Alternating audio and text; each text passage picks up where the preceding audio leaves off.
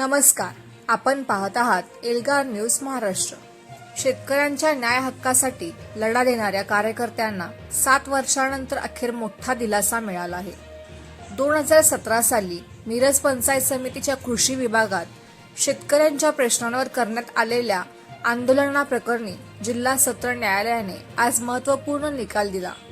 माजी सभापती अनिल आमटवणे यांच्यासह इतर 8 पदाधिकाऱ्यांची सबळ पुराव्याअभावी निर्दोष मुक्तता करण्यात आली आहे।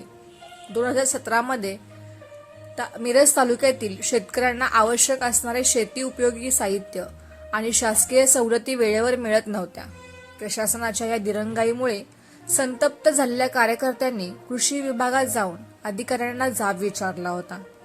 लोकशाही मार्गाने झालेल्या या आंदोलनानंतर साधारण 10 ते 15 दिवसांनी राजकीय द्वेषातून या कार्यकर्त्यांवर गांधी चौक पोलीस ठाण्यात गुन्हा दाखल करण्यात आला।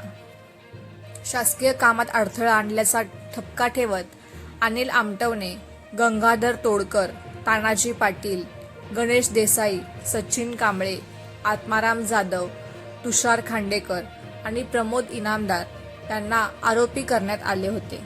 हे प्रकरण गेल्या 9 वर्षापासून न्यायप्रविष्ट होते। या काळात कार्यकर्त्यांना नाहक मानसिक आणि कायदेशीर त्रासाला सामोरे जावे लागले। आरोपींच्या वतीने नामवंत कायदेतज्ञ ॲडव्होकेट PT जाधव यांनी न्यायालयात बाजू मांडली।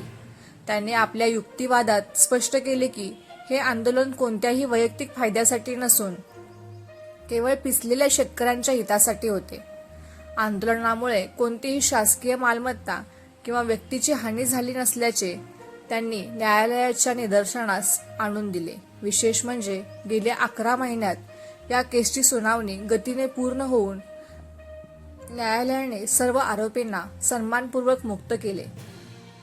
न्यायालयाचा हा निकाल समजताच मिरज आणि परिसरात आनंदाचे वातावरण पसरले आहे। सत्याचा विजय झाला अशा घोषणा देत कार्यकर्त्यांनी पेढे वाटून जल्लोष केला। राजकीय दबावाखाली दाखल करण्यात आलेल्या गुन्ह्यांमुळे विकास कामात अडथळे येत होते। मात्र आता न्यायालयाने दिलेल्या या निर्णयामुळे कार्यकर्त्यांमध्ये नवा उत्साह संचारला आहे। सर्व स्तरांतून आंदोलनकर्त्यांचे कौतुक होत आहे।